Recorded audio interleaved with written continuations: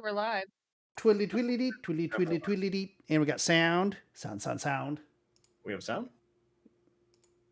We're live. Twiddly twiddly dee, twiddly. We got sound. On YouTube we do. Sweet. Bless you. Good God. Kelly, Hey guys. give us the word.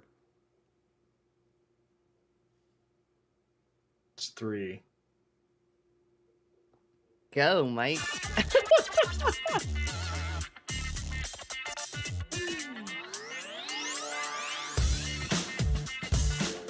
What's up, sassy gamers? It's your boy Mike back on the mic for season 2, Oh, you episode 24. I did, because I'm back this year. This week. It's your boy Mike I gotta on do the something. mic. I gotta keep you guys controlled.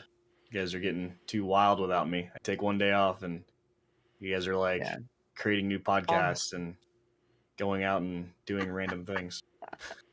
That's right. It's your boy Mike right here. He's spinning that double mic and that single turntable as he talks about turkey. Gobble, gobble, gobble. Let's get into that now. Oh my. What are we at an auction? I feel like we're about to get auctioned off. That's my best. It's your boy. This is a little different than normal. We have a Tuesday podcast instead of a Thursday because obviously Thursday is Thanksgiving, which is the U.S. holiday for Thanksgivings. I think it's different for Canada. Canada was October. No, I think it was October, not last week. It was October 10th, I think. Yeah, Bruno was here. He'd be able to tell us, but whatever. But he's not. Yeah, see, that's the weird thing. How is he off? I just offended an entire country. Yeah, it is kind of weird, actually. And here we are. Here. Who approved this? I don't know. I don't ever approve. October 11th, I was off by one day. Nice. Oh. And see, they do it smart. It's Monday, so you just have a 3-day weekend. Yeah, instead of Thursday, where you could have a 4-day weekend. If your employer's cool, if they're not cool, you have Thursday off and they come in and work Friday and then you have 2 days off. Like, just third Friday of every November. Like we should make a like some kind of petition for them to constitutionally change that. It's not in the Constitution. And my heart goes out to all of you working Friday in retail. Yes. Oh my gosh. Oh God. Godspeed. Actually, I did see that Target announced that they're closing all their stores on Thanksgiving forever. Yeah. That's what they said. Like never opened on Thanksgiving again. But yeah, I mean, it's until the next CEO decides to do it different. Exactly. So I think that part of the reason, I mean, while it is really great, they're not going to be doing it making their employees work. I think they also see they're like, we don't really have to, because do we really make that much money on Thanksgiving? And with all the other stuff happening online, it definitely makes it easier. Well, it's a lot, and so the online thing has been a thing, right? Because there's Cyber Monday too, right? But at least over this past year and a half, like most people don't even want to leave their house. They would either just order online and go pick it up. Like they don't even want to go in the store. So I mean, they can make a lot more money that way. Like they don't have to pay for cost, right? Like you don't have to have the lights on. You could literally just put it in a cart and move it outside. Listen, I'm going to do my part for Black Friday. I'm going to sit in my house and play video games and not buy anything. Cyber, Black Friday, nothing. Okay. Yeah. I don't. Well, I guess we're not getting Christmas gifts from him this year, Mike, are we? I don't know I don't think I'll be buying anything either, but I got a couple of things I'm going to look out for. So many sales they have all the time, so it's just like, it's like Steam. They used to be like Steam summer sale, and then it's like, oh my God, it's here. And then now it's like they just have Steam sales all the time. Yeah. And most of the time I don't buy anything on them because I'm like, well, my Steam not played list is getting 15, 14, 30 deep. 30 games I have now granted, some of those games I bought for like $2.35. Why wouldn't you buy it? Exactly. Exactly. Oh, take all my pennies. No, I'm definitely on the hunt for a couple of things. So I'm hoping to look out, Chris Hemsworth. Yeah. Oof. Do you guys have any sort of Thanksgiving traditions? Do you guys do? So, I'm actually Well, I was gonna say I'm actually excited because I'm actually hosting for the first time for my family. Like I said, no, What? we're hosting. You guys come to my house. I'm making the turkey. So awesome. we'll see how He that asks turns out. he asks us a question and then And says, then I answer. "No, I'm gonna go first." Yeah, whatever. Do you guys let me go first? If you just reverse the two of those, it would be a little better. So you're hosting for the first time ever. That's fantastic. That's cool. That is cool. So that's a lot of pressure though too. Yeah. So since you're going to host, what traditional foods, like what U.S. Thanksgiving traditional foods are you going to have, and what non-traditional foods are you going to have? That's a great question there, Brian. So it's funny because typically when my parents host, my wife makes fun of us because she's like, you guys just make 4th of July food. It's like baked beans and coleslaw and like potato salad. And I'm like, July food, I like that. For the one, I don't even eat any of that stuff. Well, baked beans maybe, but not the potato salad. Ugh. Anyway, eggs, down with eggs. But with us, I was like, since we're hosting, I want to. It's our tradition. We can do it if we want, really, right? So I said, we'll do the turkey the way that we do it in Puerto Rico, which is pavuchong, which is basically like the same way we cook our pork, like lechon, but it's just like turkey, like seasoned, like same way it's cooked. So we're gonna do that. That's the only thing that's really. But how's it cooked? You see, you got seasons that are good. No, that are not all regional. Puerto Rican. Yeah. It's seasoned. I can't tell you all the secrets. No, you don't have to tell us about seasoning. But I mean, like, is it like slow, like barbecue, or is it baked? Like, it's just seasoned, turkey, or is it just like? I'll answer your questions, guys. Come on. Let me ask more. I know you're well, we asked him first, and he didn't answer, so we had to ask him again. No, it's it's a full turkey, and what I do is we've thought it out. Like I actually got it today. I actually just prepped it, put it in the fridge. But basically, it's a lot of garlic, a lot of adobo, a lot of basically garlic and adobo, really, and just a lot of those things like that. And we just basically slather it down, stuff it inside the meats. And then let it sit in the fridge for a few days, and then it marinades Thursday, and it marinates, and then Thursday, with the pork it's a little different because you can cook the pork all day. With the turkey you can't, so it'll be like 4 hours versus like 8 to 9. Mm-hmm. But still the same concept, and it's just going to go in the oven, real low temperature, like 350, and just let it fall off the bone, and then that's basically how the turkey's going to come out. So mostly a seasoning difference and maybe a little bit longer cooking, but not much. Do you put stuffing on the inside or like? No. Okay. No, we're not doing any stuff on the inside. What I'm actually, I did put a bunch of garlic in there though, like a lot. It's gonna be just cooking garlic. But yeah, so instead of doing stuffing, my wife just had a friend that had a Amish cream corn bread thing. I don't know, I can't remember what she called it. I have it on my phone. I can probably pull it up. It's the name of it's called Amish baked corn is what it's called. And it's apparently really good, but it's like almost like a stuffing, I guess. So you can use it as in place of. So I'm going to be eating that. We're also going to do cranberry, and we're going to do. I had my phone out. I just looked at everything there. Green bean casserole, which is one of my favorites, and then I think my mom's making the carrot cake, which we've already told her like you have to make the carrot cake. She has a secret recipe of carrot cake. It's actually really ridiculous. Like this carrot cake recipe she got from someone on like their dying bed or something. I don't know.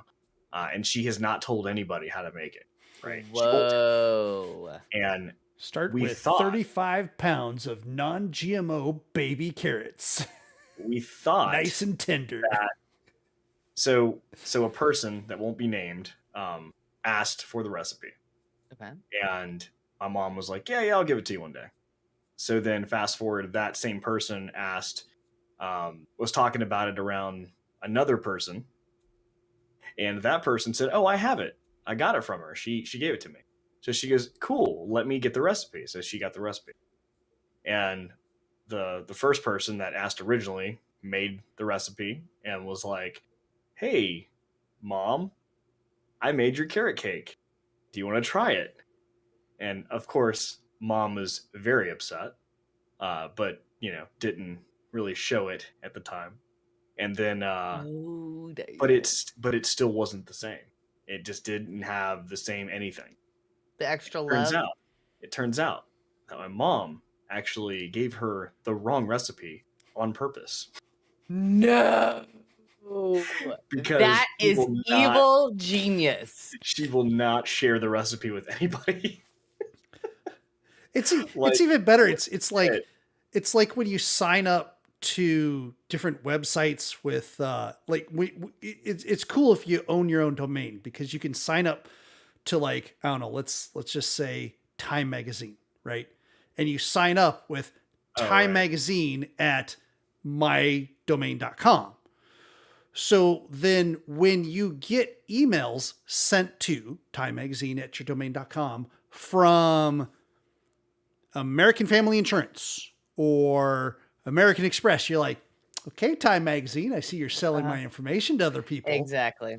Yeah. Mm-hmm. So she could literally, like, have this recipe that's a generic recipe and put something wild in one part of it. Like, I'm putting cinnamon in the cream cheese frosting, and I'll give that to this one person. And then if it comes back around, it has cinnamon in it, I know this person's a dirty leak. Yeah, rat. I will say that it was hilarious when we found out that even the recipe that person got was incorrect. It's not right. So, and the thing, it was funny because, like, this recipe was just from a person she knew, like, that literally was like this old lady that, whatever, lived in a shoe, and she got this recipe from her. So, like, not even a bloodline thing. It's not like it's, like, passed down through generations. Like, no. And I'm like, are you going to, like, ever tell anybody how to make this again? Because, like, I kind of, if you die, like, it's gone. Yeah. So maybe one day she'll teach me. I don't know. Like, I did the same thing with her rice and beans, like the Hispanic Puerto Rican style rice and beans, and, like, she kept, like, this is all through college. Like, I tried to start making it, and by the time, like, 10 years later, I finally perfected it because I figured out what she'd been doing the whole time. Because every time she told me, she would tell me something different. I'm like, this isn't right. Like, I literally put a GoPro in the kitchen one day and filmed her making food, and she was pissed because she kept, like, walking, trying to, like, she was, like, definitely not trying to let me see that. That's a violation of privacy, sir. 100%. I told her it was there. I was like, I'm putting this GoPro. I'm gonna watch you. So yeah, it was hilarious. But yeah, anyway, that's basically the tradition we're gonna start this year. So pretty much pretty standard Thanksgiving style food, I guess, in a way. What about you guys? What about you, Brian? I'll go next. Our tradition is pretty much do something different for every Thanksgiving. And I'm not saying on purpose, like, we introduce this new food. I'm like, we just don't have a tradition. Like, you're like, what are we in the mood for? There has been a couple of years that we have gotten the kind of pre-done up Thanksgiving meal directly from Cracker Barrel. That is really good. Which is really good. That was good. Yeah, it's real good. We had a Thanksgiving with that one year. Yeah, it's a great way to do it. Yeah, because we had one that was just by herself, and one we invited some friends over, and just didn't want to do the cooking. Just, obviously reheat a couple of things. We did that enough that I looked up a faux recipe for their hash brown casserole and actually got pretty decent at making that. So that, like, the next year we just kind of did our own thing with the faux casserole. We've done a small, when it's just two of us, turkey. We've done another year where I cooked a big turkey for everyone and, like, carved a turkey for the very first time. That was kind of fun.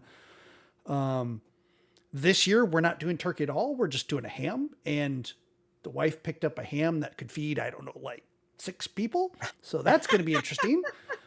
And it's just you guys. It's just the two of us.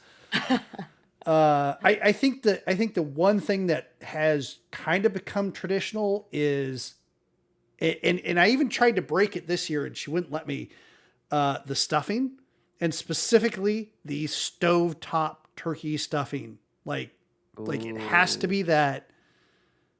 It's, it's just the cheap box that you put boiling water in and everything. And I tried to do a different stuffing this year, and she's like, nope. God.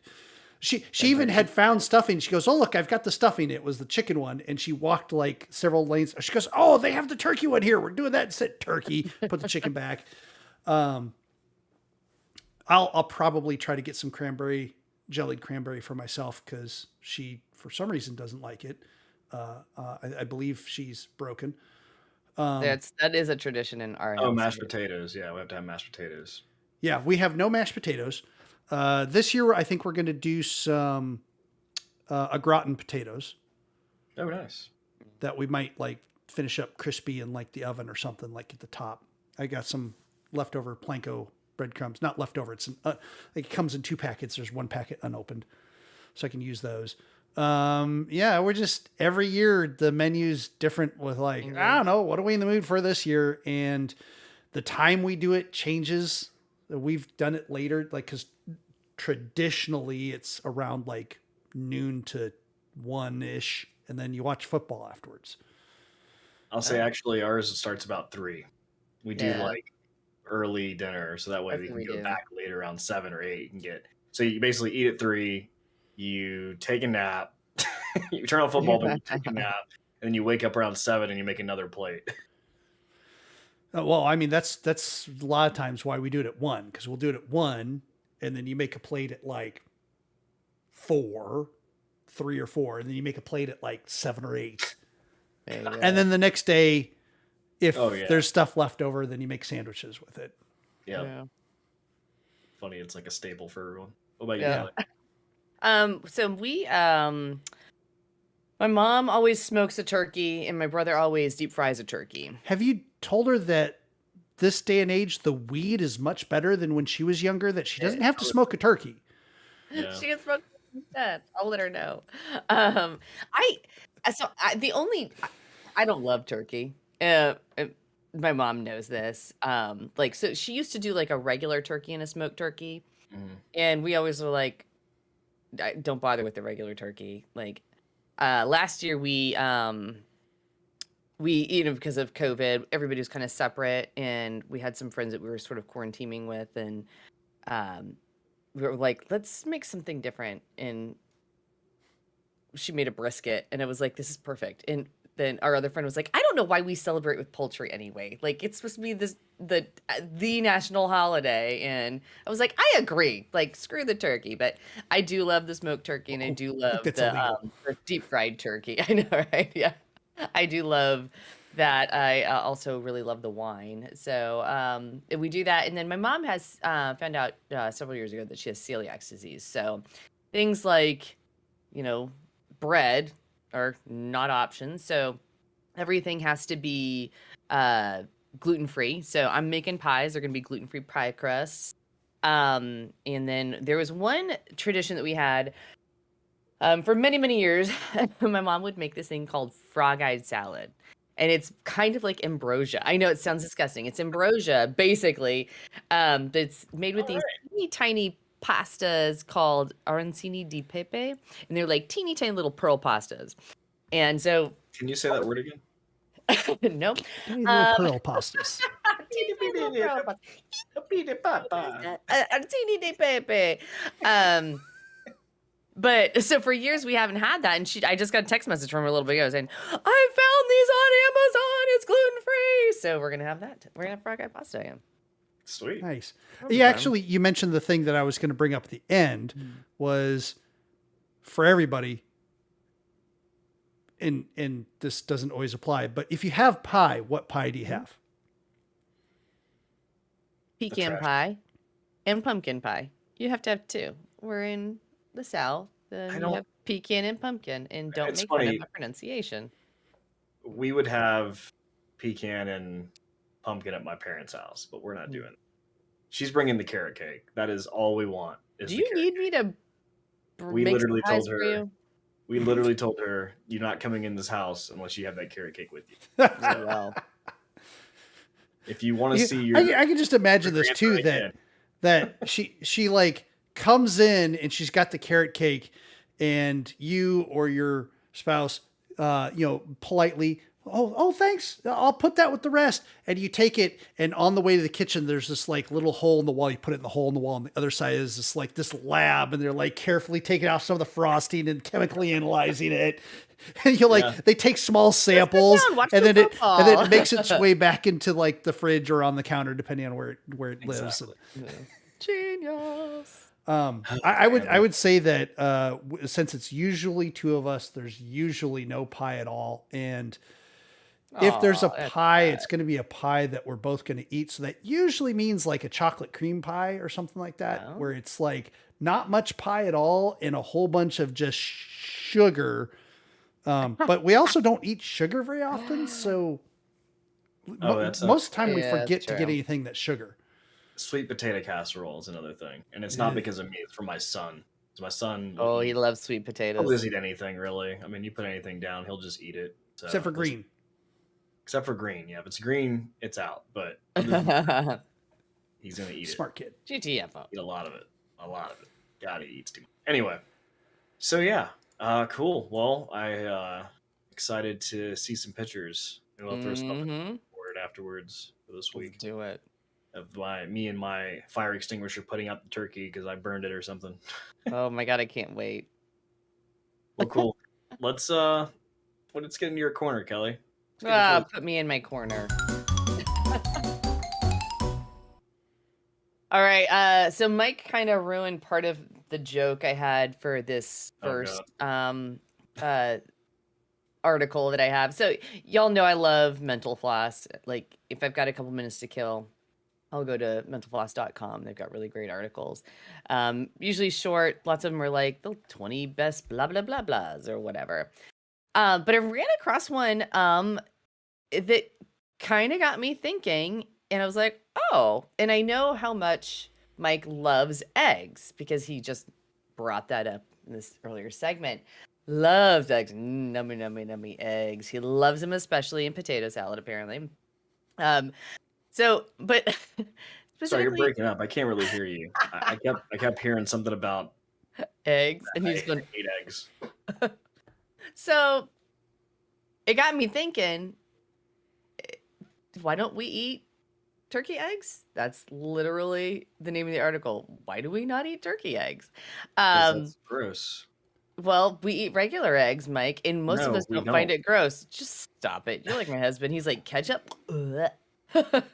What? Yeah, exactly. That's how I feel about you saying you don't like eggs. Yeah, both of y'all. Just get out of my face. Because you said that with your spouse, we have a friend that is the exact opposite, that loves ketchup. Like, loves ketchup. Like, ketchup on hash browns, ketchup on eggs. Oh, ketchup, yeah. Both of those good. Ketchup on steak. Like, nicely done steak. Ketchup on steak. That's not okay. Like, ketchup on shrimp. Pretty sure it's a felony. Like, I mean, cocktail sauce no. half ketchup. No. This person was looking guilty at the table as they were eating healthy. And we just looked at them and said, just go on. Just do it. You know you want to. Put ketchup on the salad. Nope. I draw the line. Although I will say, isn't Thousand Island dressing like mostly ketchup too? So that's oh man, terrible. That's crazy. That's a problem. That is a problem. Serious problem. Well, anyway, turkey eggs. Sorry. Yes. Back to our turkey eggs. So we eat duck eggs, we eat chicken eggs, even quail eggs. By the way, I will have to buy you each a jar. Well, maybe not you, Mike. No. Of these amazing Ottamaha River pickled quail eggs. They're incredible. Nope. You do that, you say, and I said the same thing. I was like, oh no. Spicy ones, effing incredible. You're gonna have really to. I mean, I have had quail eggs.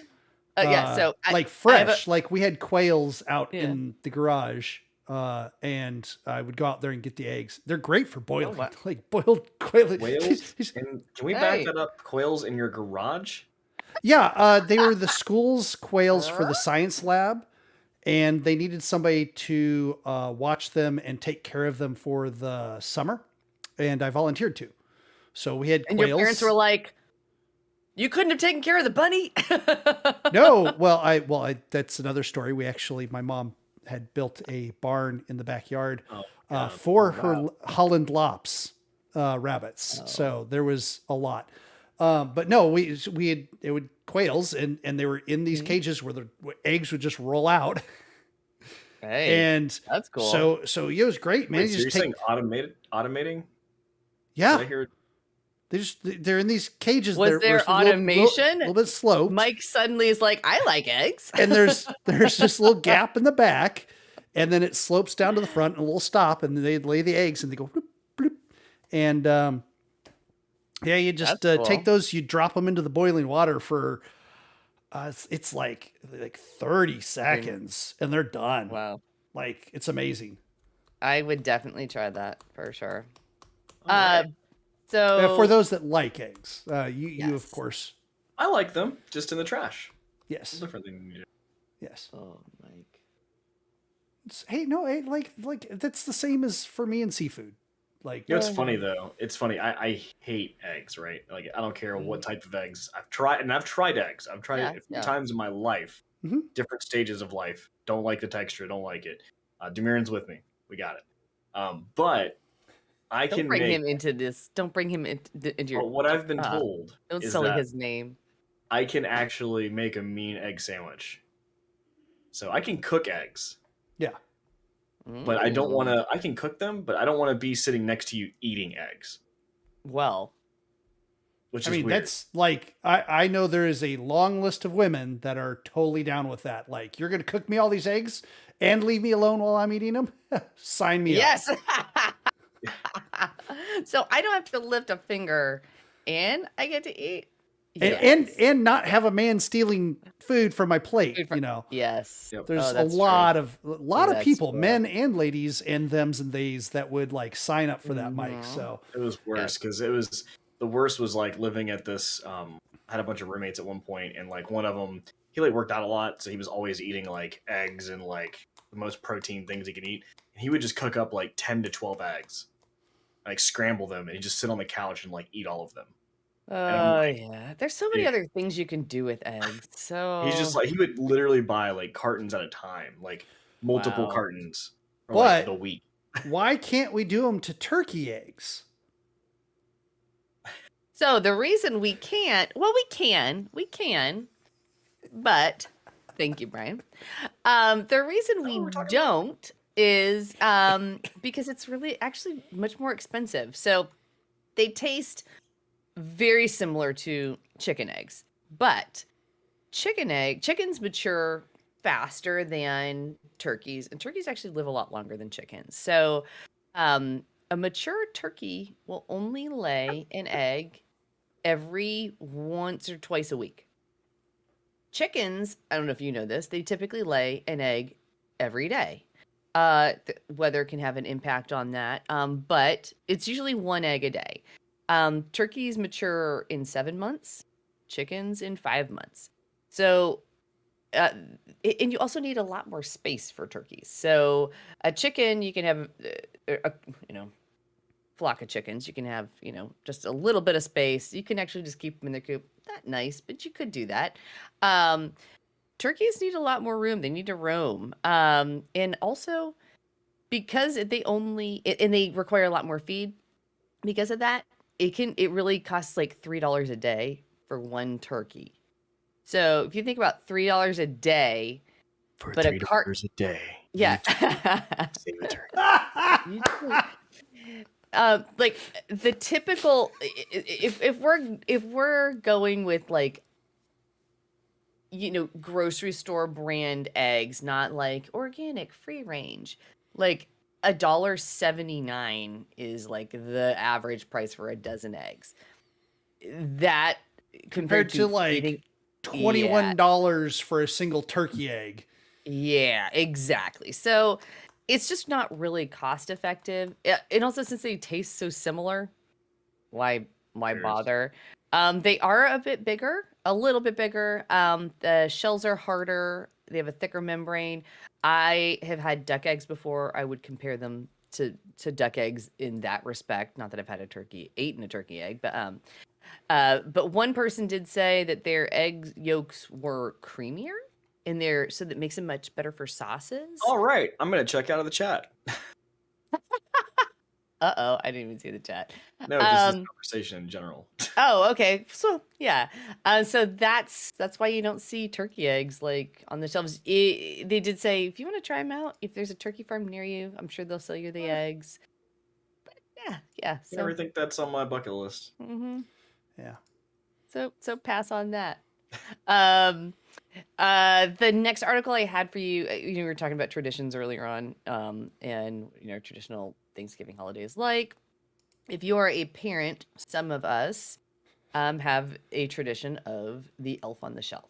Do you guys know what the elf on the shelf is? Yes. We do, but some of our listeners, maybe one of them, do not. Yeah.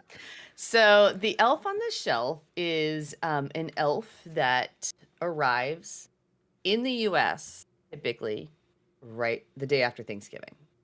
And they are Santa's eyes and ears. And so the elf, which gets named by your children, watches all day, every day, and then at night flies back to Santa and then flies back and goes to a different place.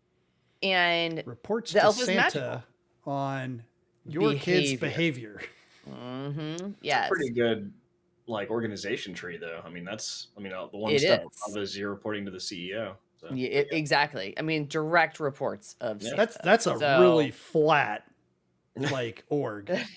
I mean, you could be in the package industry, the flattest. Yes.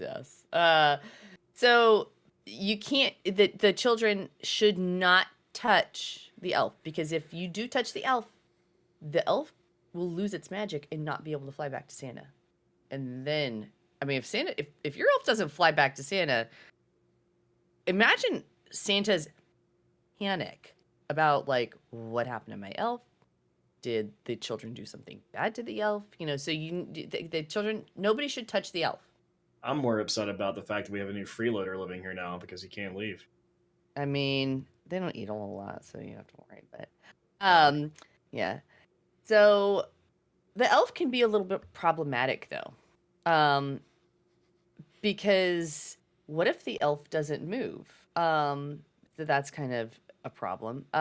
So what if your children wake up the next day and the elf didn't move because mommy had too much wine or had a podcast she had to do and was really exhausted afterward? Then you're in a predicament, right? And so what do you say to the kid?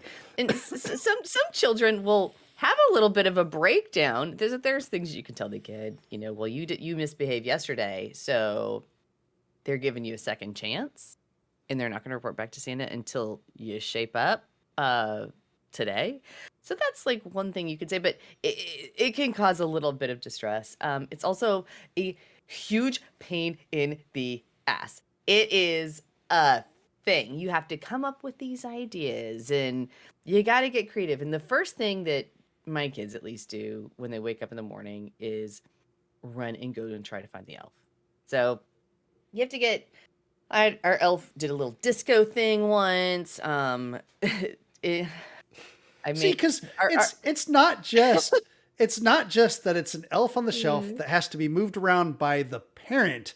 In this case, it's an elf on the shelf that Creative Kelly has to move around. And she's not going to be settling for okay, he's sitting on this shelf. Now he's sitting on a shelf lower. Now he's sitting on the other side of the shelf. She's going to be he's using the chandelier chain like a stripper pole. Exactly. That's it. Pretty much. I'll send you some funny ones. But yes. And sometimes Mike's facial expressions are great. Sometimes I'm sitting there thinking I'm not going to do this. Yeah. No, don't. We do have a friend. The girls have a friend at school, and the girls were talking about their elf, and she was like, "What are you talking about?" And I said, "Well, see, unnamed friend Joey and Betty, let's get rid of that, have an elf on the shelf because they don't behave as well as you do. You don't need an elf to report back to Santa daily. And so they were like, oh, and that worked for her. So, that works. But the elf on the shelf is a big deal. There is a county in metro Atlanta area called Cobb. And there's a judge. Bless Judge Rob Leonard, because he actually created an order to make the elf on the shelf illegal in Cobb County. He cites that this is an article that both Mike and I saw, and he sent it to me. I was like, I saw hysterical. When the elf doesn't move, it could cause, the child emotional distress. And he said, the undersigned, the judge, recalls a horrific incident in his own home where 3 children were sent to school in tears, with one child being labeled an elf murderer and accused of making the elf lose his magic. The court has no doubt that the day of education was lost to everyone. So he said, citing the vulnerable children coupled with COVID and supply chain issues that are occurring right now, they have banished the elf on the shelves in Cobb County. So at least for the metro area, you can say that, unfortunately. That's actually a good question. So where do you buy an elf on the shelf? Well, before you go there, stores, Target, Walmart. Real quick. They come from Santa, Mike. Well, they come from Santa. From the North Pole. Back to this. Well, hold on. But anybody who wants to go out and just read this for themselves, it's on Twitter at Judge Leonard. Go ahead. Yes. Yeah. We can retweet it too. So how do you explain that to your children when they walk through the store and see a bunch of elves on the shelves for sale? That those are for other children, not for you. Some other children have to see these elves, and they are their toys or whatever. That's so you start lying to your child early on. Yes. Well, okay. I'm already lying to them about Santa, Mike. We're already lying to our kids about Santa. Wait, what? If there's one thing that we've learned today, is that Christmas is about lies. All lies. All lies. Sometimes a month or more of lying, as opposed to Halloween, which is we dress up on purpose to scare you. We're being brutally honest during Halloween. Okay, can we go back to this whole fake Santa thing? What were you saying? Okay. Anyway, so the whole elf on the shelf, we could talk about this for an entire hour, but the whole not being able to touch the elf too is a thing for some of the kids. They kind of panic, but they really want to. So the elf on the shelf industry is growing. You can have these special little pets that they actually come with the elf. In our case, 2 little reindeer. Thanks, Nana and Grandpa. And these 2 little reindeer, they can touch and they can hold and they can sleep with, and they can touch that instead of the elf. But they go away at Christmas with the elf. What happens to Santa Claus? Jeez. Because not only are we lying. It's awful for parents. It's so bad. Because not only are we lying, but we're also denying stuff. We're purposely taunting and denying. Yes. So, but it is I will tell you, it is a blast for the kids. It is a blast. They have an awesome time. I honestly had never heard of Elf on the Shelf until I was in my, I think mid-30s, like literally Mike's age, before I ever heard of it. It wasn't a thing. It is a new thing. It is a new. It wasn't always a thing. It is a new thing. Dad, why don't we have Elf on the Shelf? And be like, because we have cameras in our house, son. Santa can tap right in. That's exactly what you need to say. That's all you need to say. New set of lies. Oh God. So there's your excuse, parents. Elf on the Shelf is illegal. All right, Brian, will hit us with the news.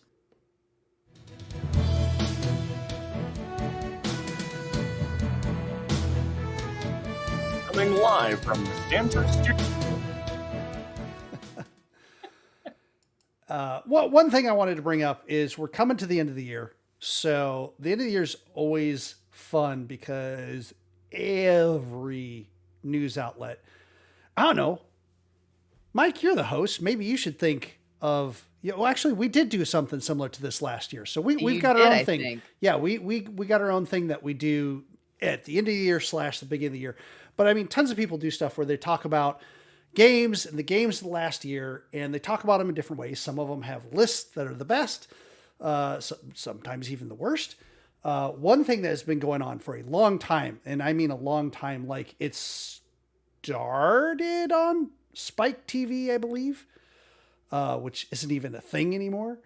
So it's been around for a while, and that is the Game Awards.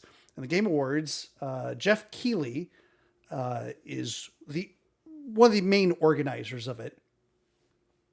And it is going to be happening this year, I believe December 8th. Yeah, December 9th. Sorry, December 9th. In the Microsoft Theater, Los Angeles. So you can go out, you can check it out online. And I actually encourage that because I didn't realize this, and I don't know if this is a recent thing, but they actually incorporate our votes in it. So they got awesome. I love very awesome. They have a group of over 100 people from the industry that get together, and some of it's press, some of it's game developers, and they get together and they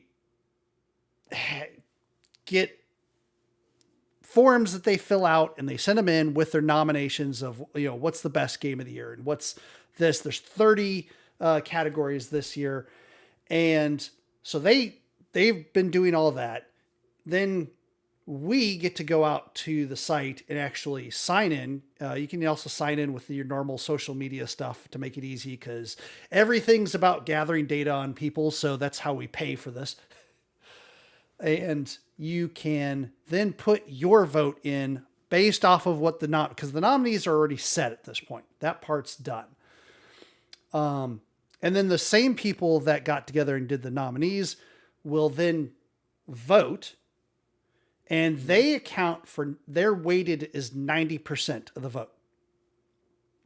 And then the other 10% is made up of us, the voting public, which I actually think is kind of cool that it's only 10% because then you can get away from, we've talked about review bombs before, like on Steam.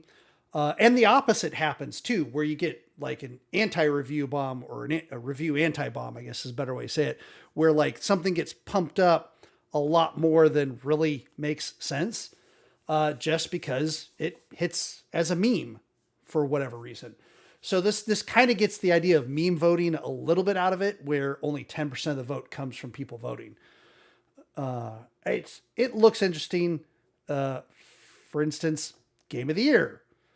They have the 6 nominees of Deathloop, It Takes Two, Metroid Dread, Psychonauts 2, Ratchet & Clank Rift Apart, and Resident Evil Village, which I know is going to be Mike's pick. It's funny, I've not played any of those. Really? See, I played Deathloop. Yep. In fact, actually, it's the only one I played. While I have not played them, I have seen lots of people play them, and I like. Well, I was gonna say, why isn't Cyberpunk on there? But Cyberpunk came out last year.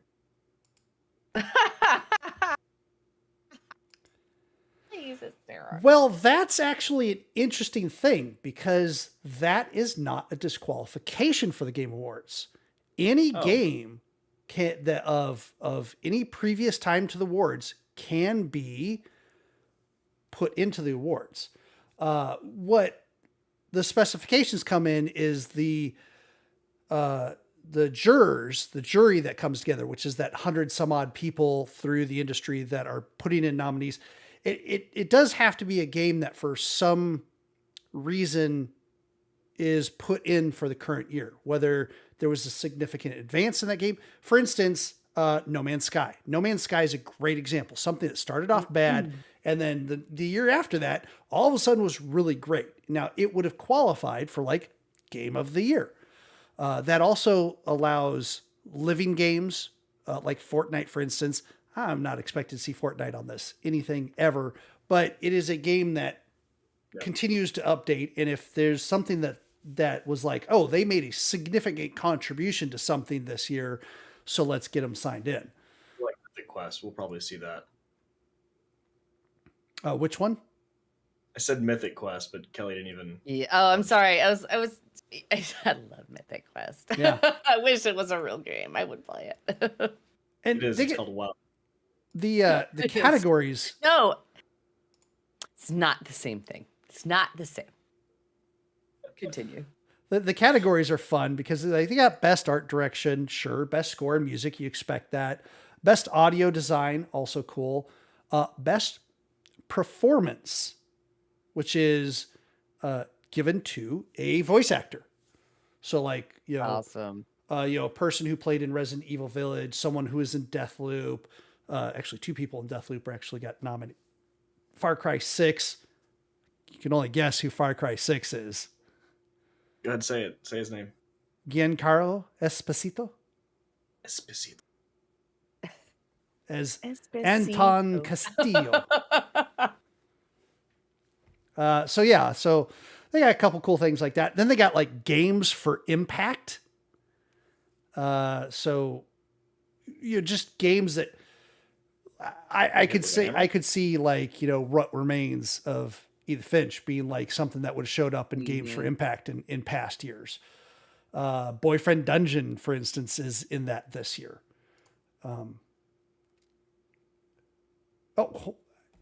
Okay. So I was wrong.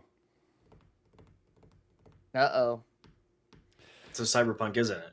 Under the category of Best Ongoing Game, the nominees are Apex Legends, Final Fantasy XIV Online, Genshin Impact, Call of Duty Warzone, and Fortnite. So I was wrong. Nice. Fortnite actually is in this. Excellent. Interestingly enough, 12 Minutes showed up in Best Indie, among other things. Loop Hero's in that also, but Loop Hero came out this year. Can you believe that? Has it been that long? Yes. I feel like we played that ages ago. Yes. And it came out this year.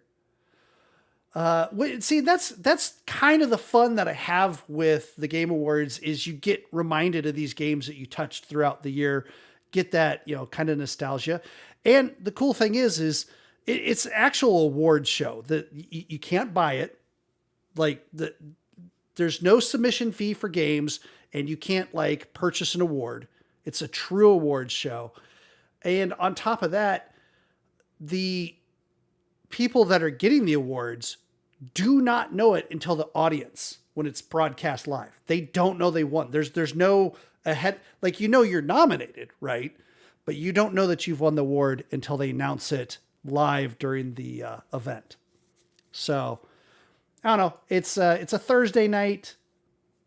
I'll see what I can do to watch it live, but God knows that we're kind of busy on Thursday nights usually. So or maybe we could do both. That would be funny. Commentate over it. I don't know what time it is though. It just says live. They literally say, "Can I co-stream the show?" Yes, we encourage all co-streaming. Yes, we can definitely. It's 15 days. It's not a long time. It's 2 weeks. Yep. Yeah, we'll talk about it.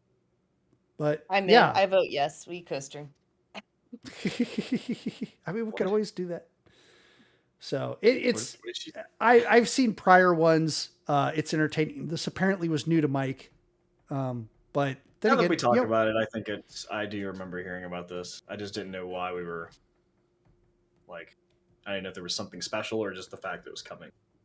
Yeah, I think it's neat because, it's not part of a magazine, right? It's a completely separate entity. Interestingly enough, the people that are like on the board of directors is far ranging. Tons of people. Hideo Kojima's on it, along with Phil Spencer from Xbox fame, and probably EA's on there, Activision's on there, just a whole bunch of people. So cool. So the next thing that kind of, and this is something just to kind of talk about because it's not a new news thing or anything like that, but it's something interesting that I read. It's an old news thing. It's an old news thing, but it's something interesting I read. It's a Nintendo Life article, and the title of it's called Nintendo Hotliner Life 1990 to 93. And it was manning the phones during the console wars. And I thought it was pretty interesting. It kind of goes through a little write up of somebody who actually was a call taker essentially inside the Nintendo studio for during these years for the UK office. And as we've said before, and I think we've talked about this, but I mean, also if you don't know, like back in the day when Nintendo first launched, they had a hotline to where you could literally call in and get help if you need help for a video game, whatever game they were on. You know, you could literally talk to a Nintendo specialist, and they could walk you through, you know, these different things. Because again, this is the early '90s. This is not something where you could just look it up on the internet. Like the internet was very, very, very new, and limited amount of people even knew how to even use it. So it was, you know, you call a number on your landline, somebody would pick up the phone, and you tell them, you know, like whatever situation you're in, and they would say, okay, what game? Let me know. And literally what they would do is, you know, they had like a binder and stuff. And there's some other really good documentaries out there you can watch, kind of cover some of this too. But they'd have binders that they all kind of like took notes in, and they would share notes. And because how they would figure stuff out is literally by trying it themselves and trying to get to the point where how to beat it. And, you know, and then maybe some of the stuff they've read and somebody shared knowledge, you know, because somebody has been playing, you know, Mario Brothers versus someone who's been playing a lot of Duck Hunt or whatever. So it's just pretty interesting because it basically talks about his experience during this time, and he was saying that in High Score, the Netflix documentary, if you wanted to see kind of the behind the scenes, that's really great. And that's exactly the whole thing too, which was part of this. And it was funny because it said that you know, they launched this and they were trying to basically compete with Sega at the time, because Sega was also coming out trying to, like, you know, put a spot on the map for what they were doing. And he said that there was just 6 of them basically in this office, and they were all just playing different things and had magazines and binders, like they said. They were doing everything, and they literally had that's how they said, like, literally here it says you know, with no internet, the 6 of us evolved our own hive mind, because they had to all, like, literally come together and try to figure things out. And his experience here says, like, you know, Nintendo hotline, Keith speaking, can I help you? And it says, hi, well, this is maybe a bit embarrassing, but there's a dragon and it's breathing fire and I can't get past it. I don't know what to do. And he's like, okay, no problem. Firstly, what game are you playing? You're playing a game, right? And the I guy's love like, that bit. Sorry, Super Mario Brothers, or Super Mario Bros. But it's just, you know, he's like, oh, easy, you know, this is how you do it real quick. And they basically hang up. But again, this was a call center, right? So it sounds all great in theory, like, oh, you want to work for Nintendo and play video games for a living. Great. But what does that actually mean, right? So it means you're playing video games all day, but you're wearing a headset and you're answering phone calls. And if you've ever worked in the call industry, any sort of telemarketing or anything, call center industry, it's a lot to deal with. You know, there's a lot of calls to typically, and you're talking about Nintendo at the peak, right? When everybody's wanting, and there's no internet, you have to try to figure things out. And he mentions that, you know, they had started doing this, or recovering Nintendo, Game Boy, and Super Nintendo, and they had actually moved to a different office, but they actually had like a traffic light. So in the office that would display, it would go off as green, amber, or red to indicate how many like calls are waiting. And he said we have to try and stop it from being red. And it's a game about it, like they made a game out of it. I love that. Yeah. Awesome. And he says call times are based on an average, and this was tracked because, I mean, this is a job, right? It's like, you know, call center basically. But he said that's when the burnout started kind of coming in, because, you know, he said, but through 92 and 93, those lights were permanently red. He's like, 12 hotliners were answering about 200 calls per day. Jeez. Like, I couldn't imagine answering 200 calls a day. So they would easily get 2,500 calls in a day, and the light would be red, and it eventually took its toll. And he just basically talks about how, you know, they thought this would be a dream job. Like, this is working Nintendo, playing video games, answering calls, helping people out. And to the point where you literally burn yourself out of having to do this from 8 o'clock, you know, to 8 or 11 a.m. to 8 p.m. like every day of the week. And it's a pretty interesting article. And like Kelly mentioned, High Score on Netflix, if you have that service, they actually have a really good documentary. It's like a 5-part series essentially, but it's really good. It covers a lot of this. But it's just interesting because it's, you always think about how fun it would be to play video games. I was talking about Mythic Quest a minute ago, and it's like, me and my wife are watching it, and we're like, how great would that be? Just feel like to be like the girl Rachel in the show, who's like literally playing video games. She's just a tester. She's a QA tester. So she just sits on the couch in this room and just plays games all day. Like, how great that would be. But it's at the same time, like, and you kind of see that in the show too. It's like they kind of get burned out of playing video games, the same game over and over, like having to deal with that. So it always seems great in theory. Yeah, I love this picture, which is one of the original 6 hotliners, Mike Barnes, apparently. And he's what looks like, my guess here is a Zelda game. And he's got the instruction manual open. He's got this sheet of paper that's got a whole bunch of pictures on it. So something about levels. And then he's got something that looks like dungeon maps. Yeah. So he's got all these resources, and he's obviously posing for the picture, right? He's got a controller in one hand, but still, nonetheless, or maybe he's not posing because like they were just documenting what was going on. Actually, but I love the fact that he's working for Nintendo, and this in UK, Iron Maiden shirt on. I was gonna say, yeah, it's hilarious. Love it. It's just amazing. It totally really 90s. Like, that was a good catch because you can't really tell that from the photo. Oh, I can totally tell that. That's unmistakable to me. Yeah. I'm like, that's Iron Maiden. Yeah. Because the reason why Mike's saying that is because the guy's kind of turned away from the camera a little bit, so you can only, and then his headset wires going down the center of his shirt, so you can see an R, the triangle, and an N. But the font and everything is so recognizable, distinct, iconic. Yes. And that's crazy. They were really open only for like 4 years. That is crazy to me. It's such a short time, but still like a long time for those people, considering what they were doing and how hectic it clearly was. Yeah, I mean, you got to think in 4 years, the advancements in consoles too were coming out, because they said they covered everything up to Super Nintendo, and we start having things like Game Genies. We start having people who are printing game articles, like books that have just cheat codes in it, and like the different walkthroughs you could buy. So they kind of started getting away from it, where you could just kind of like go to the store and get something rather than having to like call a number and wait in a queue. So. Yeah. Well, again, this is a great article on Nintendo Life to go check out. They talk about a little old lady that actually ended up being in the news as the oldest person in the UK to finish Super Mario World, that she would call up all the time and just chat. And that's really, I mean, that's where we kind of lose some of the stuff. Like, technology is great, we're moving forward and blah, blah, blah, but we really lose some of that stuff where like, where people can really sit down and truly connect, as opposed to like the absolute burning dumpster fire shit show that most forums and stuff like that end up becoming. Bullying and cyberbullying. And one of the things that mentioned here is that the relationship we had, speaking of what we were talking about earlier, with Nintendo gamers was unique. It says the little kids would phone up and ask if they could speak to Mario. He says this, he remembers. He's like, there was a wonderful innocence about it, like believing in Santa. We never had the heart to tell him he wasn't real, so we would just say he's busy making a new game and couldn't come to the phone. Nice. Oh, that's sweet. I couldn't get anyone to do the accent. Quick, where's Charles Martinet? Mario.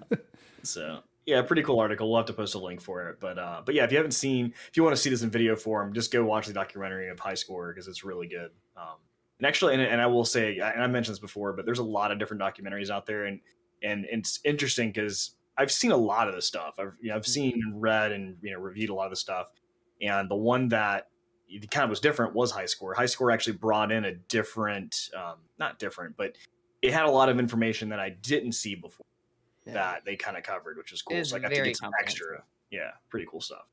So anyway, that's our news for the week. Hang out with us for a few minutes, and we'll be back with a word from our sponsor.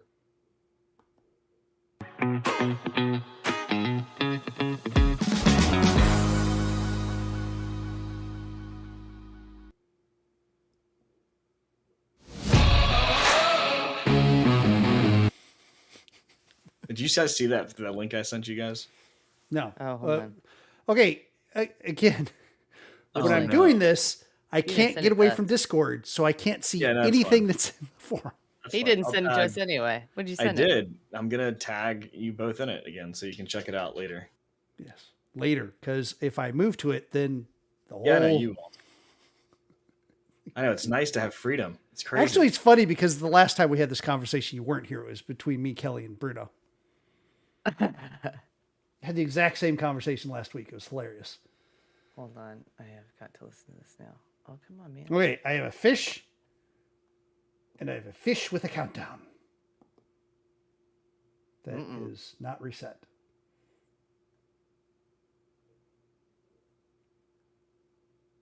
Play. Let's play. Why is it?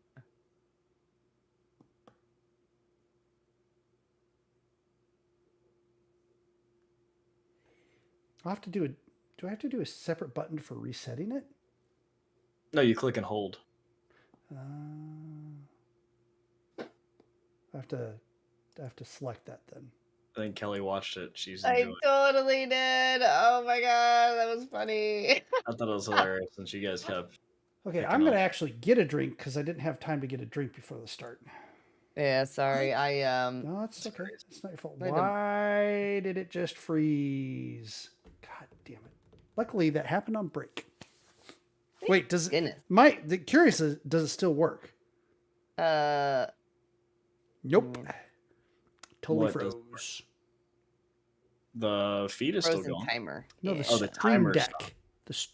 The whole Stream Deck application froze. I can't even play the music anymore. I just played Southern Rock and no one started dancing. Good. Uh-oh. I hacked you. You've been hacked. Wah, wah. Speaking of which, have you seen Hackers? Yeah. No. You've never seen Hackers? I have not. Angelina Jolie's first movie. Yeah, I know. I just haven't seen it. How can you?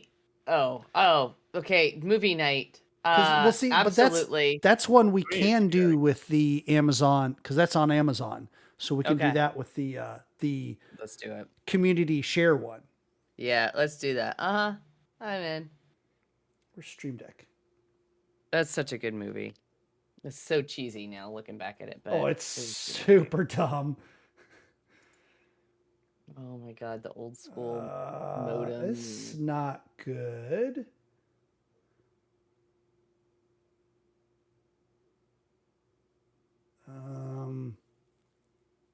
There we go. Okay, Stream Deck. Kill. Okay, killed Stream Deck. That's good.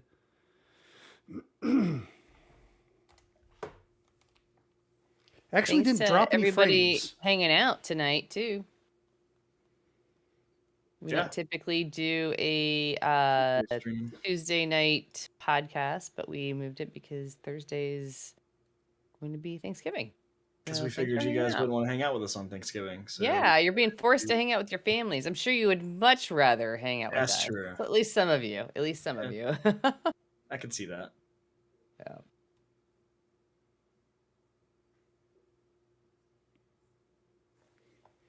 Oh man.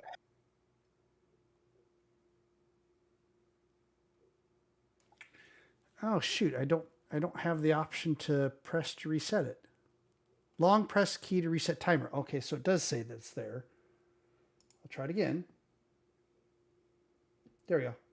Didn't you say that the game of the year, all these votings are supposed to be not reviewed or not shown until? Yeah, I did notice that too. All of a sudden it's saying Ratchet and Clank is number one. Yeah, it's the winner. It did not say that earlier. It did not say that earlier today. And it said actually that No, I said that. Why is it going to 58 all the time instead of 1 minute? It is. It's kind of weird like that. Sometimes it doesn't. Why did you get me to download this again? Because that's what I've been using. No, the winner isn't announced until. Well, it says it's live. It literally says winner is Ratchet and Clank. Yeah, but that's just who's getting the fan vote right now. That's still only 10%. That doesn't mean that they win. No. Okay, so that's just the fan vote. Yeah, but I thought the voting was supposed to be open until. It is. Vote for everything else. It's not. It's everything else it is, but for whatever reason that. And it says you can vote all the way up to 6 p.m. December 8th. Yeah, but it's saying the winner is like voting is closed for Game of the Year. Also, Cyberpunk 2077. Where are you seeing that? If you, that's what I'm saying. When I first looked at it earlier today, go to nominees. Yeah, I'm at nominees. Oh yeah, I see winner. Yeah. It didn't say that earlier today. Voting closed. Cyberpunk 2077 is nominated for Best Score in Music. Just FYI. Have you signed in, though? I have not. I wonder if it just says that because we're not signed in. But it didn't say that before the podcast.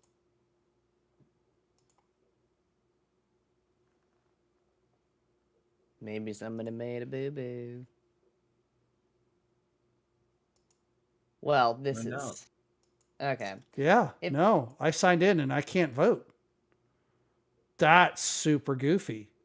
I can vote on best game direction. Yeah, everything else looks like it's still open for voting. Yeah, that's the strange thing. I think it is a boo-boo because it says votes cast 0 of 30 and there's only 30...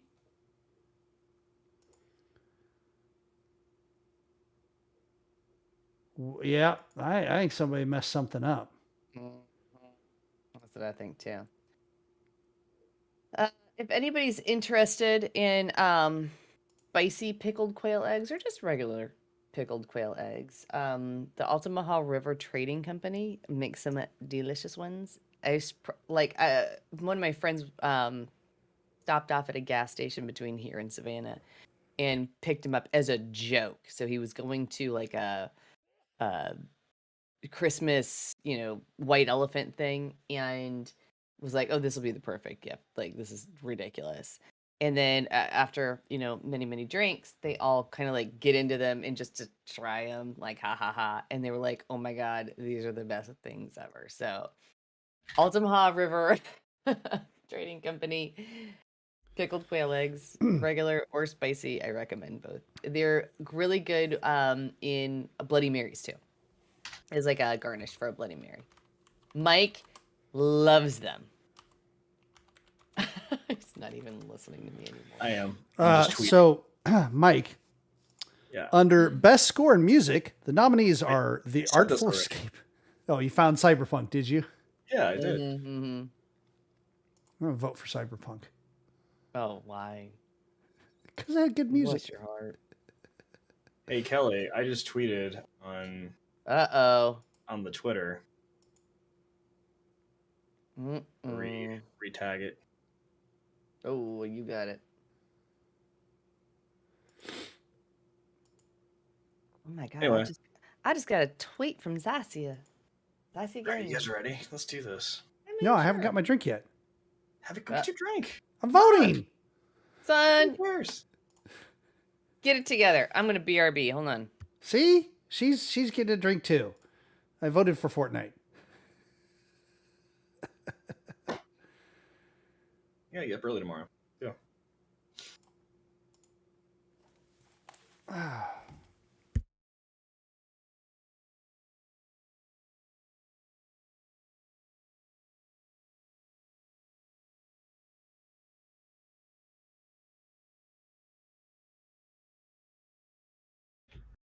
All right, world. Now it's just me. How's everybody doing?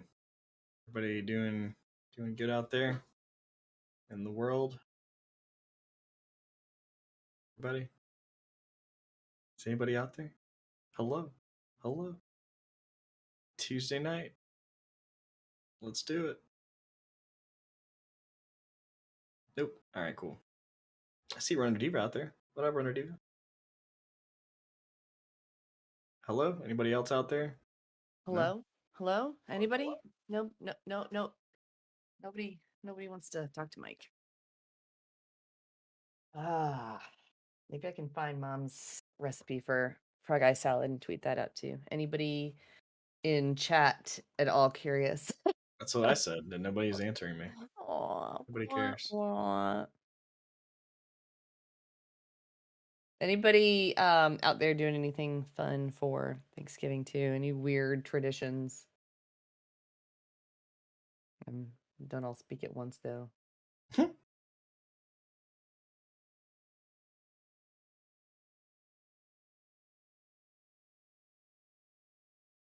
It's so funny. Like, I don't see.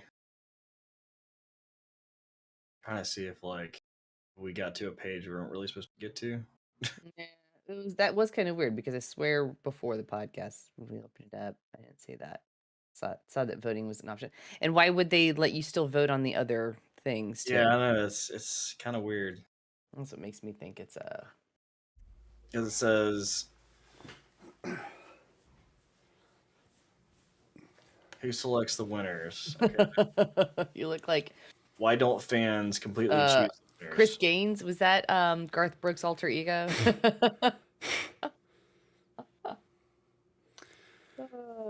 I should put the picture of my toe up on the Discord.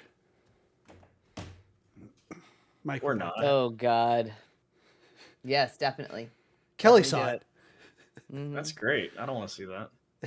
I was like, ooh, like it's gnarly. It says, are you telling the winners in advance? No, the winners are announced during the live show on December 9th. No one is informed of the winners in advance. No.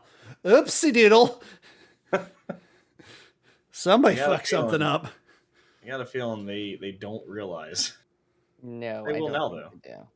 Oh, shit. I used No Man's Sky as an example, and No Man's Sky is under best community support. That's awesome. Are you guys ready? No. I'm trying to catch up on all the shit you put in Discord. Oh my God. Like, there's like 28 things or something like that. What? Some massive number had showed up. Oh, there we go. New message. I found the new messages. Phoenix Nova, you hosting stream and broadcast to you? Question mark. That's how far behind I am.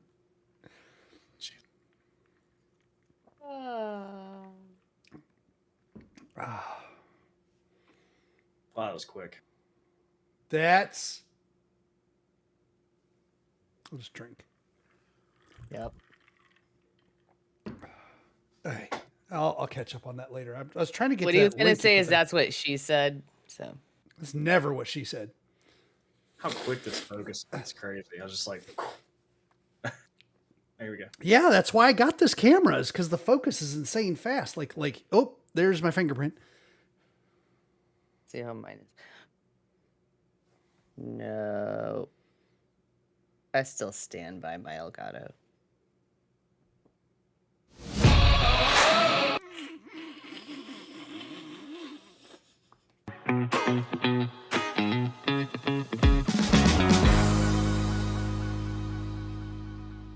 And we're back. So, Kelly, this is where we get into the segment of what we've been playing. And he doesn't keep. Do we have music for this segment? Yeah. Anybody know?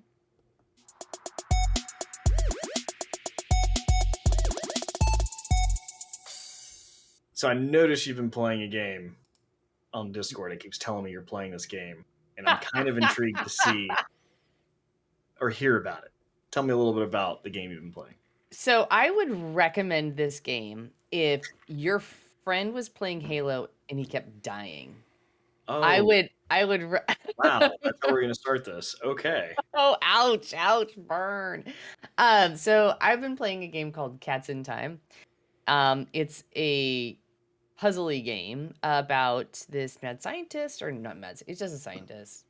Maybe a little forgetful. He's got a bunch of cats apparently, and built this time machine. But before he was able to fix his time machine, the cats jumped in it and are now spread all across the world in different times.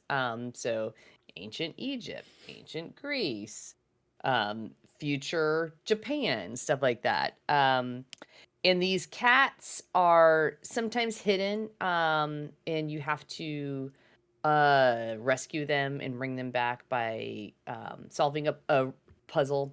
Some are just like hanging out. Doesn't explain how the cats got in these situations, which is a little intriguing. Each level has 10 missing cats. So you have to find all 10 of them.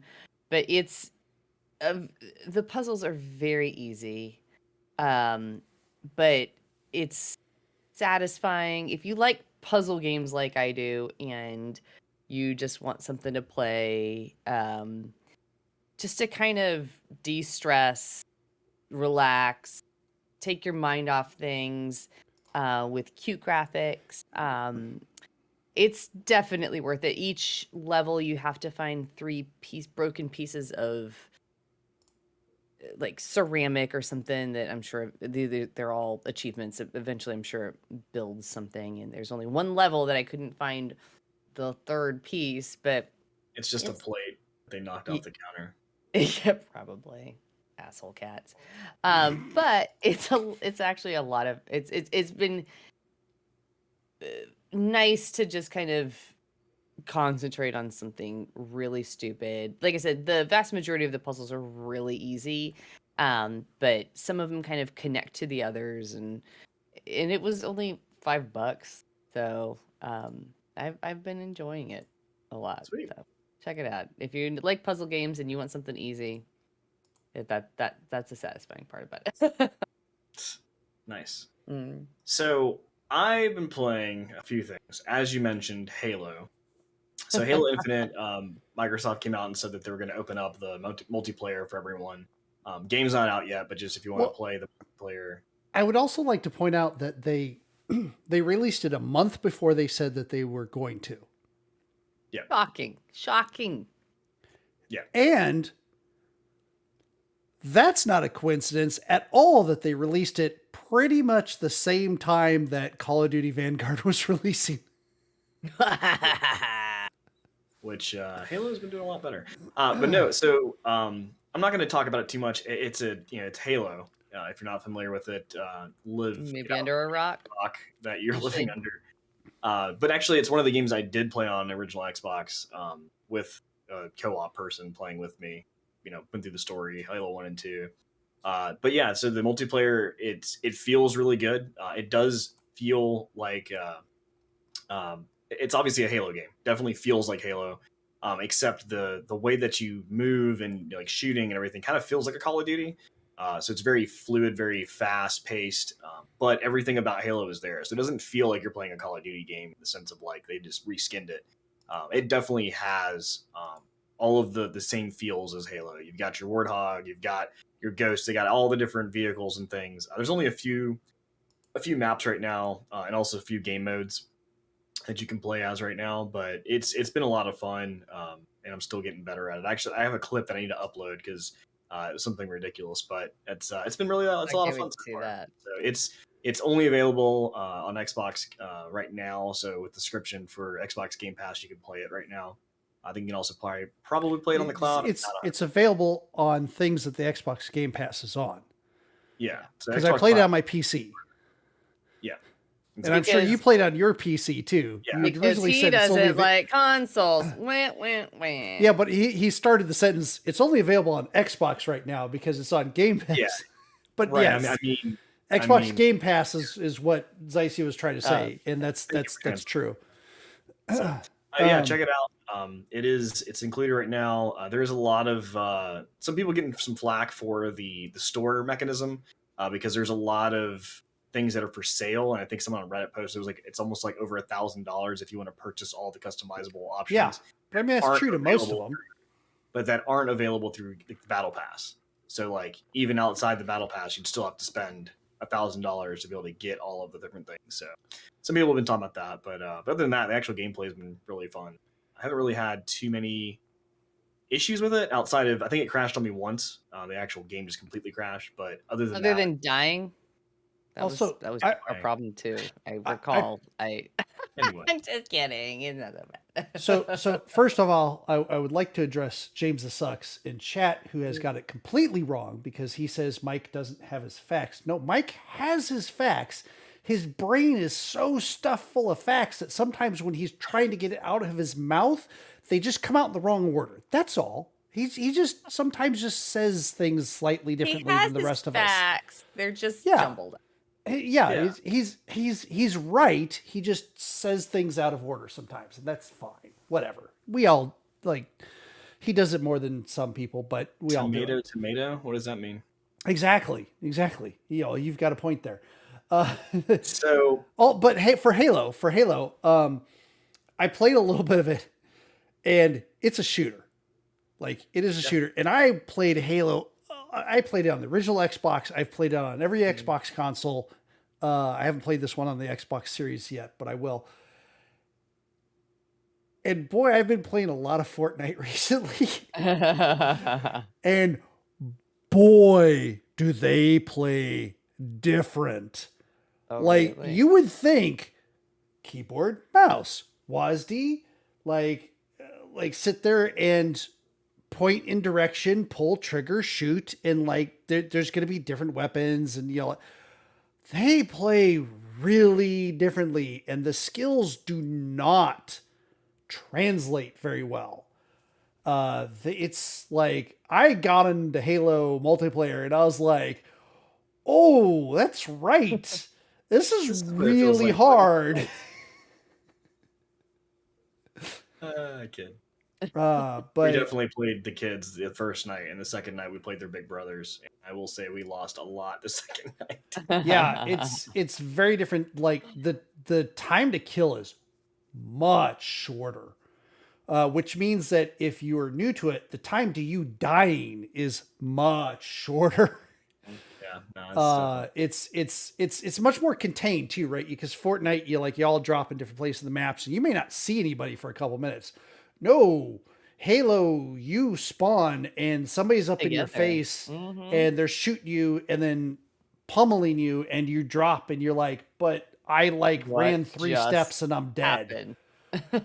It's pretty intense. It's a completely different flow to the game and a completely different pace to the game. So I mean, it's not a battle royale, that's for sure. It's not. You're not. Oh, it's not. Definitely not. Extra large map. This isn't a battlefield or anything like that. And they do have some larger maps, but it's still different. Like even it's larger maps, but a lot more people. Yeah, and you respawn faster. Well, more persons per square foot type thing is really what it is. Because I mean, battle royale is 100 people. Persons per square foot. I like that. Yeah, write that one down. Use that. I've always liked watching people play Halo. I am really bad at. Did you like watching me the other night? I did. I actually did. While I may have had the other game back in the background every once in a while, I wasn't playing it continuously. I actually did. I really like it. The graphics are always really cool. I really like, the Master Chief's armor and all that. I've always thought it was a pretty cool game. So it was nice to get to see it again. Really fun. There's some really upset Fortnite kiddos out there.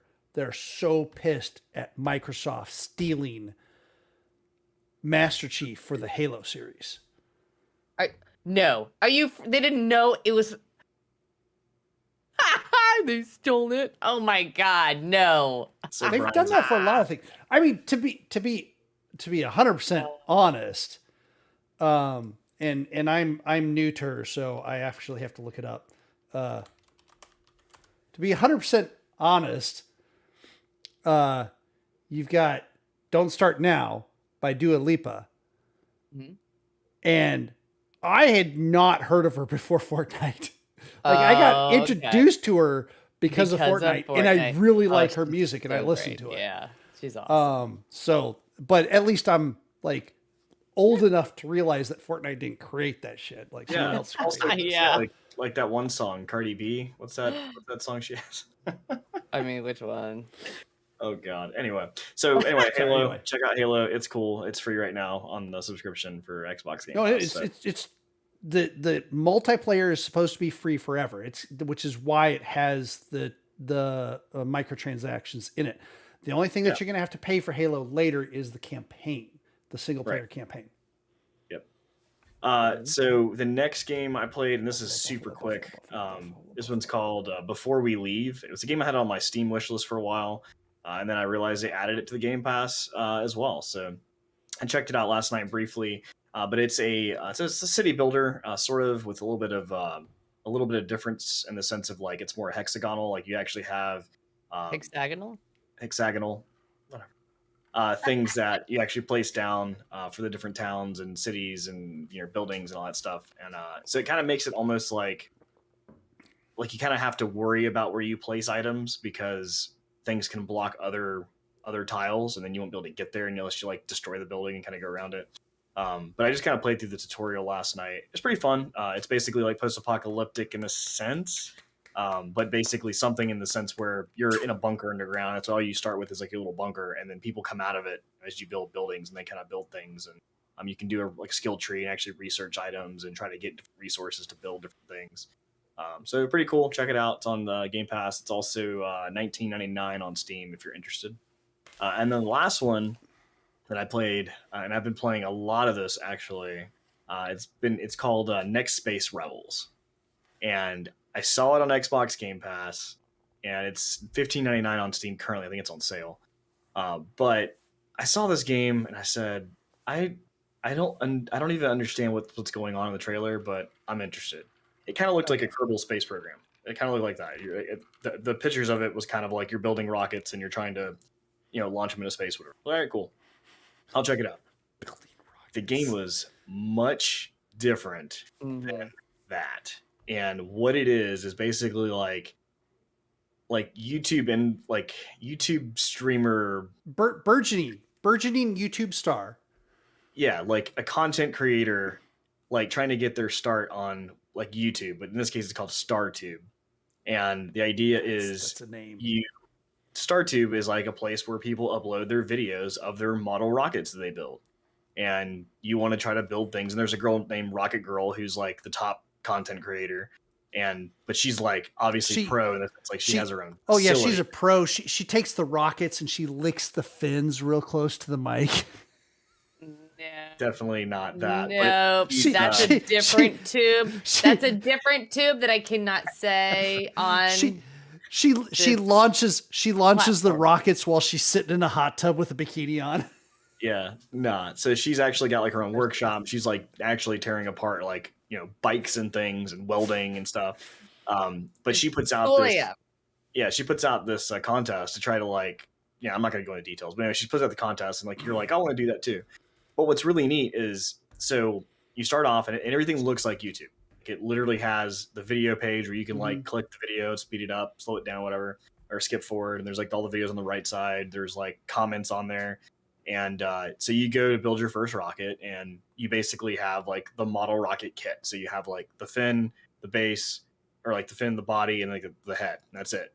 And then you have like the little, like rocket cartridge or whatever you call them. And that's it. And you start your first rocket and it literally does nothing. And you're like, yay, great.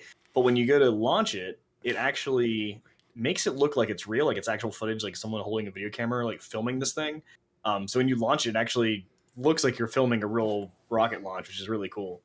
And so once you do that, then you can upload your video to StarTube, and it gives you the same. And if you're familiar with being a content creator, like uploading things to YouTube, different videos, it has the same like title, the description, it has the tags you're supposed to use, and you select all of these items, and then you can select the thumbnail, and then you upload it. And then when you upload it, you actually can get like subscribers and actually likes on the video.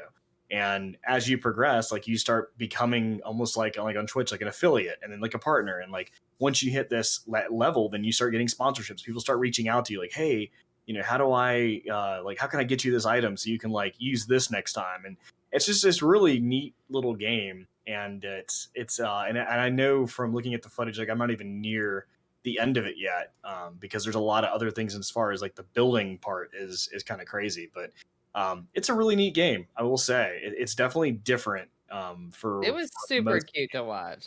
It was really cute to watch, and it's something you can build yourself. You build whatever you want, like however you want.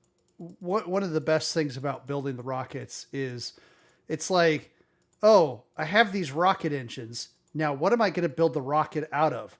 Oh, I just have this random crap sitting around my house. Oh, here's some kids like letter blocks and like here's some shit out of Lincoln Logs or something, and you like cagel it together and strap some damn rockets on it, which is the interface that you use to create the rockets, which looks like damn near Etch-a-Sketch in some ways, lends itself to the rockets being very asymmetrical and never flying straight. And it's so cool that it's like, I could imagine some people that are like perfectionists and just going nuts on this thing, when it's just all about just like slap this together and shoot it off and have some fun. Spoiler, you can actually get past that. Like, you actually download new software to like have a better 3D model. Progression's cool. So they're putting role playing in everything these days. Did you know that Cyberpunk was one of the nominees for best role playing game of the year? Anyway, so that game's $15.99 on Steam, free with this, or not free. It's included in the Xbox Game Pass subscription. Yeah, and check it out. I've heard of that game a long time ago, and I never remembered the name of it. I just knew the concept and the structure and what it looked like. And you said, "Oh yeah, I'm playing, Next Space Rebels," and I'm like, "Okay, sure. What is that?" And then I was like, "Holy shit, I know this game! It's so cool." It's like super cool. People should buy it on Steam. Yeah, definitely a cool game. So we should probably get into our short attention news. I mean, do we have to? Ooh, damn it. I've had that up the whole time, haven't I? Ignore that. Don't worry about it.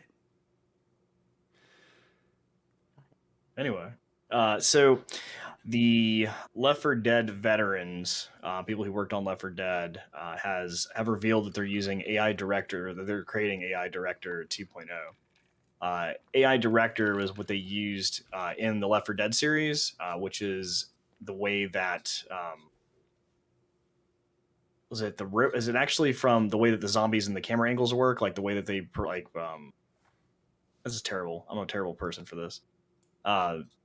Basically the way that they're like the endless waves of zombies at you and giving you that like anxiety from doing that. Originally it was created by Michael Booth, but now he's at Bad Robot, also now to Valve. But they went on to explain how the AI director from Left 4 Dead obviously is old at this point. It's like 10 years longer than it's been. So they actually have a new version coming out, 2.0. So there's that. So Phasmophobia has a mysterious Christmas update that is coming, assuming around Christmas, based on Kinetic Games Trello. Sorry. Okay, Mike. I'm trying to use your words, Kelly, but I can't.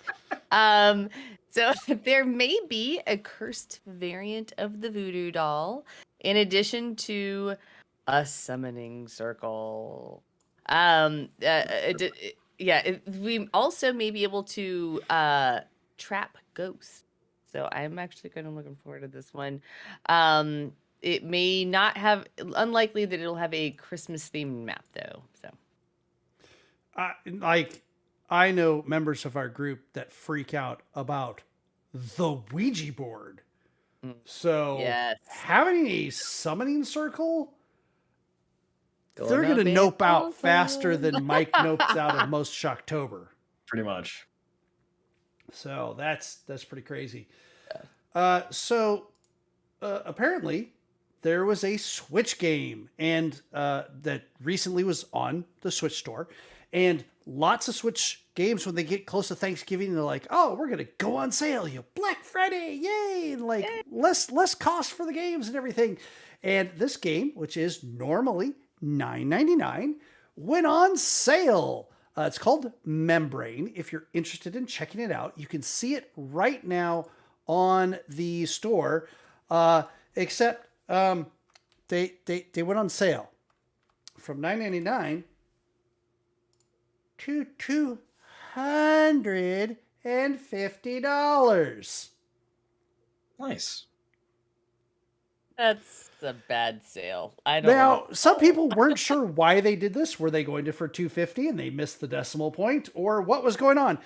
Some people reached out to the developers and said, no, we actually put it at 250 for purposes just because we wanted to draw attention to the game. Well, congratulations, you did that. Yeah, and now nobody's buying it. Well, I mean, even if they, but actually, that's kind of a funny story. So one of the first downloadable contents was horse armor for Oblivion, Elder Scrolls Oblivion, on the 360, right? And everybody was like, they were one of the first DLCs. They didn't know how much to charge for it, so they charged like, I don't know, it was like $5 for this horse armor, and it was destructible too. You could lose it, and it was terrible, and everybody hated it. And the funniest thing is, for April Fool's Day, they tripled the price of it to like $15 for the horse armor. It sold it like they had sold more during April Fool's Day than they had sold the entire time before that. It wasn't double, triple, quadruple. Like, they've got a great story about this. They sold the shit out of that horse armor just because people were like, it was a funny gag. Oh my God, I wish I could make some money off of making a gag like that. That gives me ideas. Please don't ever say that phrase again, Kelly. Oh yeah. Oh gosh. Yeah, that's gonna. Oh god. That's what she said. No. Yeah.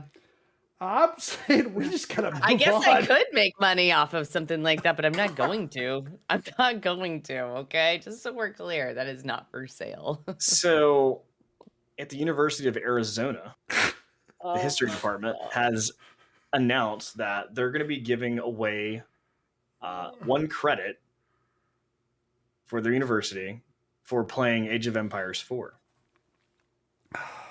What? So the idea is, because of Age of Empires 4 having obviously a lot of content for historical references and things, they're going to allow people to play the game to get more of a engaging type of learning experience, along with some material that they're going to provide as well. And the idea is, afterwards, they basically talk about their experience of playing the game through that certain period of time, along with the information that they've learned. And if those who actually do this and pass an assessment, they can gain 1 hour credit, 1 credit hour upon enrollment at the University of Arizona. So it's a project they're doing. There would be no textbooks, no tests. It's just the ending assessment looks like, and yeah, you can play a video game in college and get a credit. Nice. So Kelly gets to go twice since you skipped her. I did. I was like, so speaking. All right, so Todd Howard was answering some questions during a Reddit AMA, and one of the people in the AMA asked about, they're talking about customer character customizations. Okay, Mike. Moved on to whether or not, and asking whether or not pronouns. I'm sorry. Mike just totally threw me off. I'm sorry. Right? Todd Howard said he was very excited because they're going to be able to use other pronouns besides they, she, and he. So pronouns in between they, she, and he in Starfield. And to quote the article, all relevant dialogue would support whichever choice the player makes, which I think is awesome. And considering there's probably aliens, that's probably for the best. I mean, yeah, absolutely. What if their pronoun is slimest or something like that? I mean, you never know. You don't know, man. That's right. I did have another article. Keep you guys on your toes. Thanks.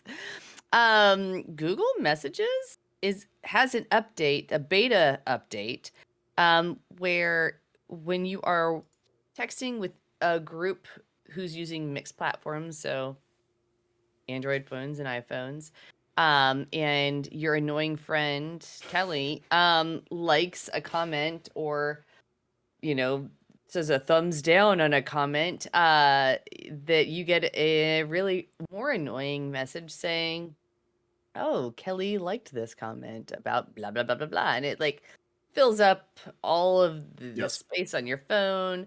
The beta version will now beta version of which is version 10.7 will now actually translate. It literally is called a Apple translation of the thumbs down and thumbs up. My husband is going to be really, really sad about that because he and his friends all have iPhones with the exception of one friend who they troll over text and just like and love and all that. So we'll be happy. I'm gonna see right now because I have a Pixel and I usually get the stuff first. Did you download the 10.7 version? That's what I'm looking for. I don't have it yet, so I'm guessing I don't have that version. Yeah. System update. Ooh. Hold on, Mike. Let me just message you. Hold on, I'm doing the update and then oh my god, this could be a little bit. Oh, you're good. No, I'm actually. Yeah, it's gonna be fun. I don't think I have it yet though, because someone else did that recently, but we'll see. I'll just still annoy you. That's fun. Sure. So there were several Wing Commanders back in the past, and lots of games based on Wing Commander. Fun space shooter. Even one that had FMV video in it, which was fantastic. It had Biff from Back to the Future was even in it. Not as Biff, the character who plays Biff. And an anthropomorphic talking lion was in it, so that was pretty cool.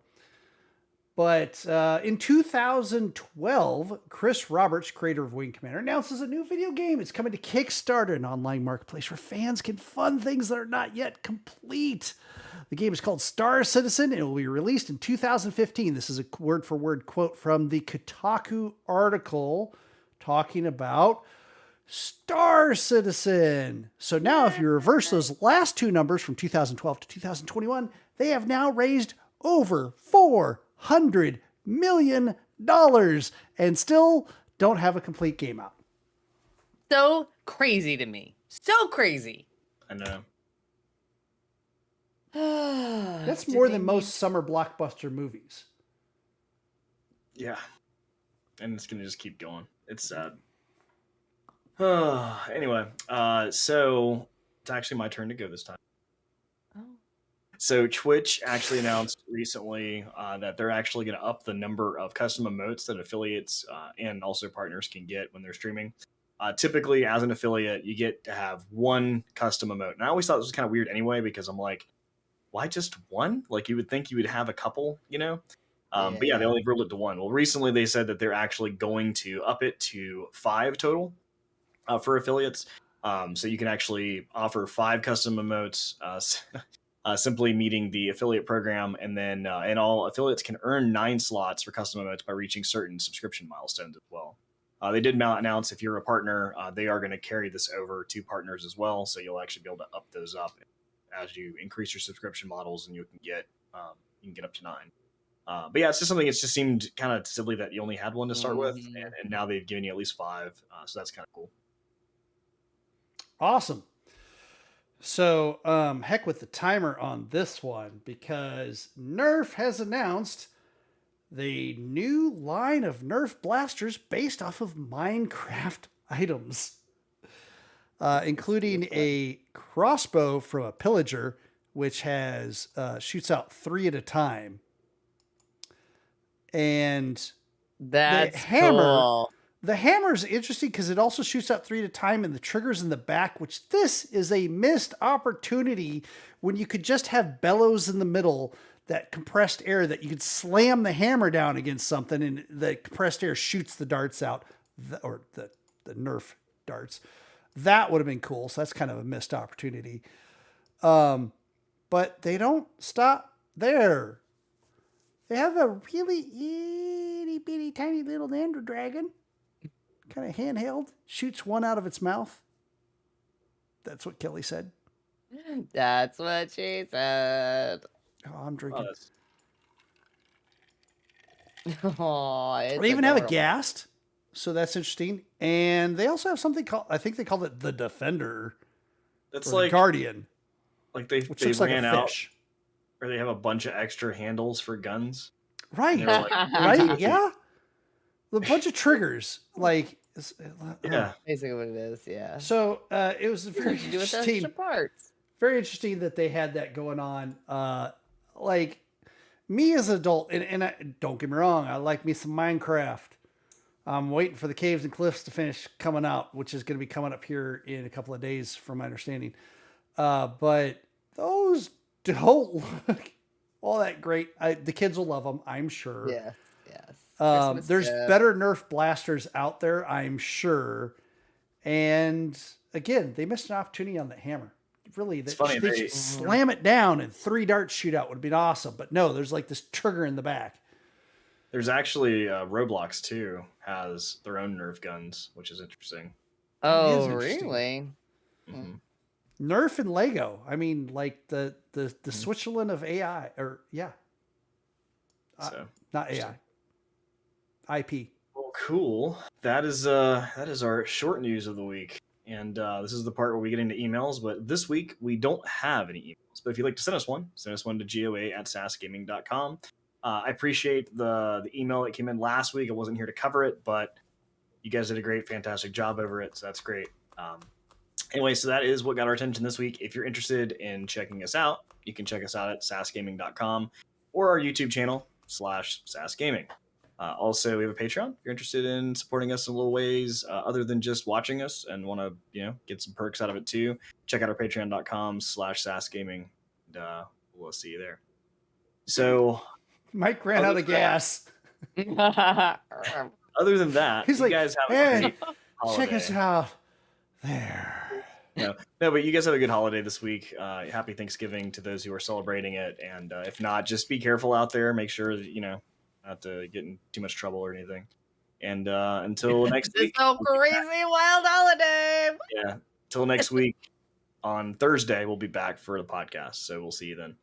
Until then, guys, take care. Bye-bye. Bye.